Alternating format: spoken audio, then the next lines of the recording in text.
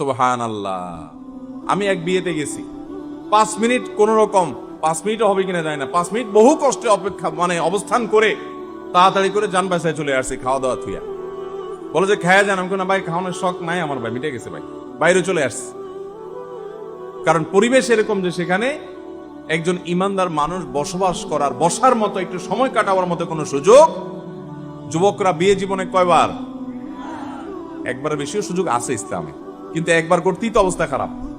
তো একবারই যখন বিয়ে হবে তাহলে সেই বিয়েটা গুনাহমুক্ত হবে, কোনো মানুষের কষ্টের কারণ হবে না ইনশাআল্লাহ। আপনার গান বাজনা করতে মনে চাচ্ছে, আপনি রুমের ভিতরে গান বাজনা করেন, আপনার গুনাহ হবে, আপনি অন্য মানুষকে কষ্ট দিলেন না। যদিও মুসলমান হিসেবে সেটাও করা উচিত না, কিন্তু আপনি যদি হাই ভলিউমে গানের আওয়াজ চালায় রাখেন, আপনি হয়তো অনেক ফুর্তিতে আছেন, আপনার পাশের ফ্ল্যাটে কেউ হয়তো খুব ডিপ্রেশনে আছে, কোনো পেরেশানিতে আছে, তার কাছে এখন গানের আওয়াজ শুনতে ভালো লাগছে না, কিন্তু আপনি তাকে বাধ্য করছেন। অথবা আরেকজন মুসলমান, তিনি আল্লাহর ভয়ে গান বাদ্যযন্ত্র তিনি শুনবেন না, আপনি তাকে শুনতে বাধ্য করছেন। এই রকম বিয়ে ঢাকা শহরে এখন প্রায় সব গানের আওয়াজে এলাকা।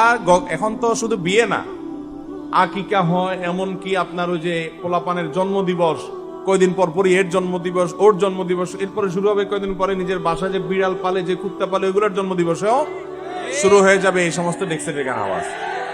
ভালো করে শুনে রাখেন, ভদ্রতা শুধুমাত্র টাই, স্যুট, বুট, টুপি, জুব্বা এগুলোর মধ্যে ভদ্রতা না, ভদ্রতা আচরণ দ্বারা প্রমাণ হয়। যার আওয়াজ দ্বারা, আচরণ দ্বারা মানুষ কষ্ট পায়, তার চাইতে অসভ্য, তার চাইতে অভদ্র, তার চাইতে খারাপ মানুষ, তার চাইতে খারাপ মুসলমান আর হতে পারে।